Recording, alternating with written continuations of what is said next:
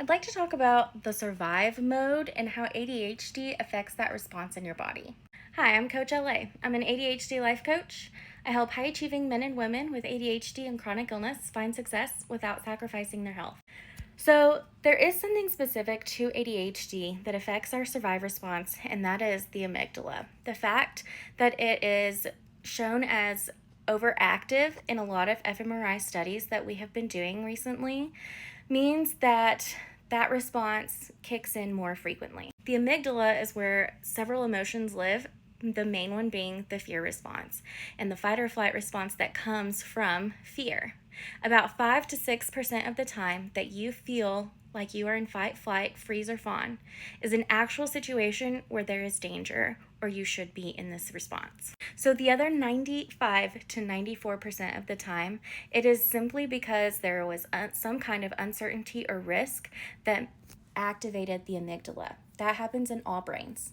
In an ADHD brain, because it's overactive, any sort of uncertainty or risk is going to set it off. Not knowing how long something takes, having a jumbled mess of a list of things that you need to do, just kind of hanging out in your head versus written down in a visual place.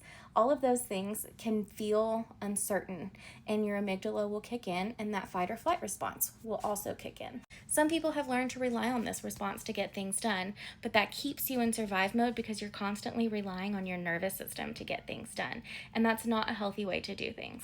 One of the biggest things that I recommend to my clients is remove as much mystery as you can. Know exactly how long things take you. Time them several times to get a good average. Make your list, brain dump the things that you need to. Get those working memory shelves cleared by not having things hit the working memory. Have an ongoing brain dump so that you're keeping that working memory shelf as clear as possible. Those are just a few of the ways. I work with this with my clients all the time in rewiring how we use our nervous system and maybe not using it, honestly, to be able to get things done. And that's really the goal so that we can move into thrive from survive. If this content resonates with you, like and follow my page for more. You can also visit my link tree and work with me if that's something that you would like to do.